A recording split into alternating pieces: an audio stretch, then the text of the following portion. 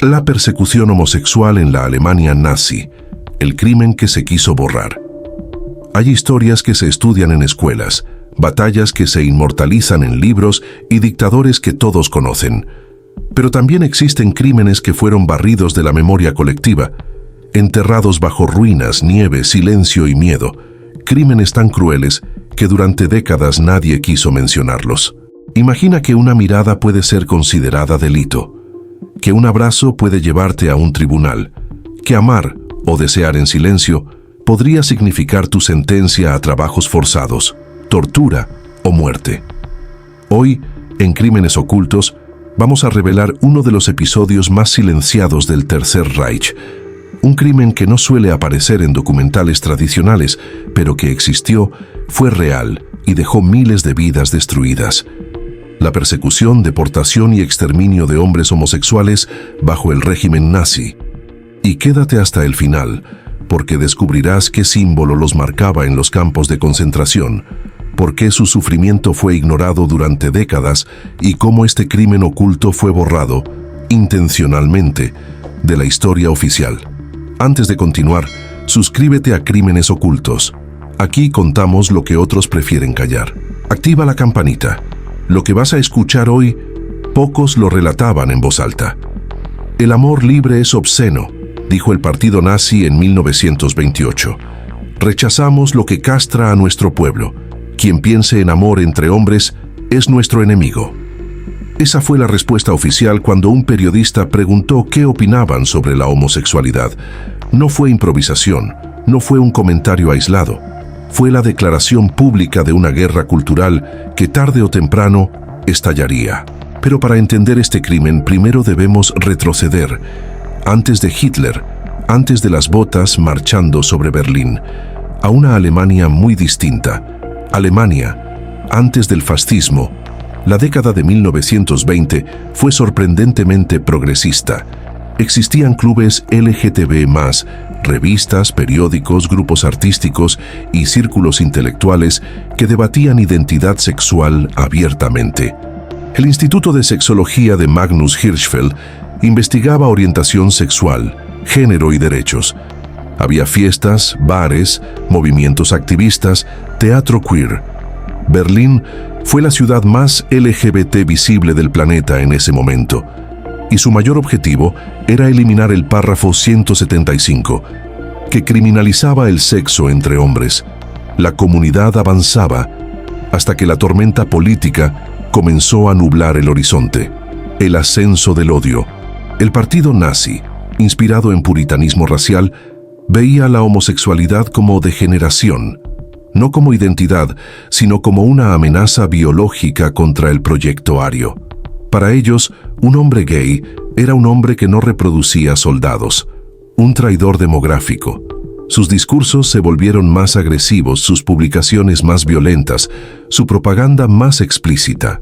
Y aunque en un principio parecían una minoría radical, la crisis económica, el resentimiento social y el deseo de orden los llevó al poder. Cuando Hitler asumió como Führer, el reloj comenzó a contar hacia atrás. La caída del mundo libre, la Alemania vibrante y diversa, se apagó de un día para el otro.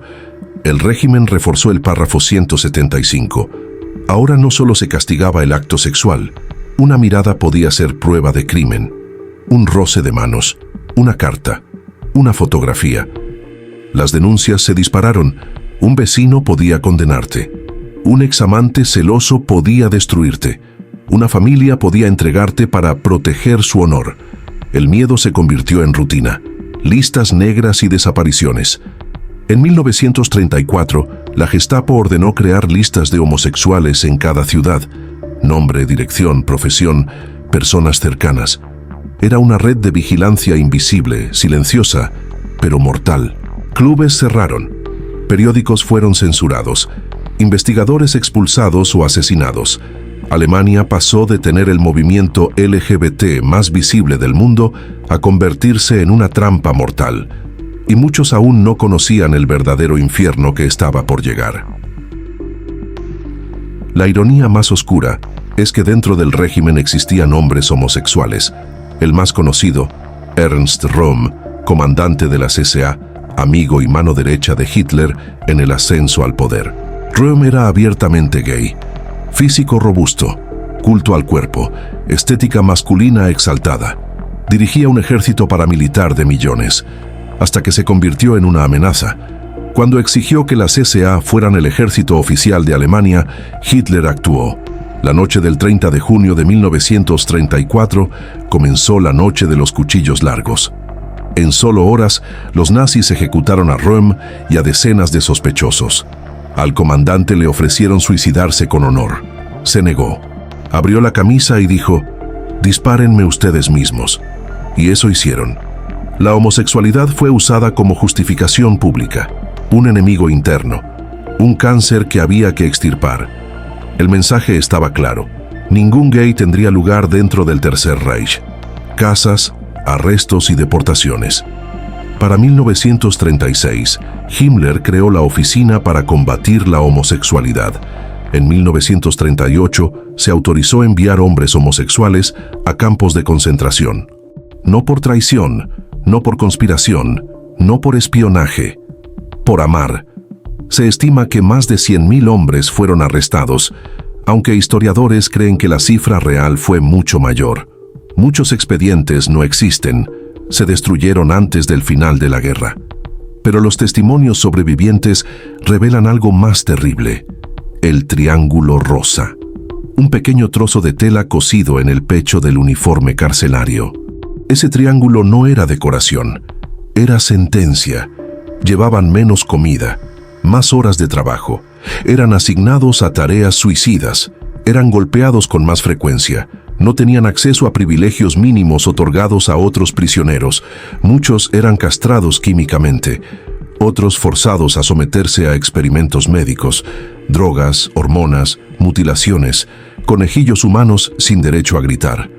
Leo Klassen, uno de los pocos sobrevivientes del Triángulo Rosa, declaró: «Nos triplicaron la disciplina, comíamos menos, trabajábamos hasta desmayar, nuestra vida valía menos que un ladrillo». Los guardias inventaban juegos macabros, ordenaban a los prisioneros acercarse a la valla para dispararles alegando intento de fuga. Si alguien moría, nadie preguntaba nada. Los que sobrevivían salían destruidos física y emocionalmente.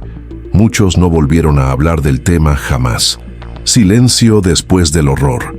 Cuando la guerra terminó y los campos fueron liberados, muchos esperaban justicia y reconocimiento. Pero ocurrió lo impensable. Los sobrevivientes del Triángulo Rosa no fueron reconocidos como víctimas del nazismo.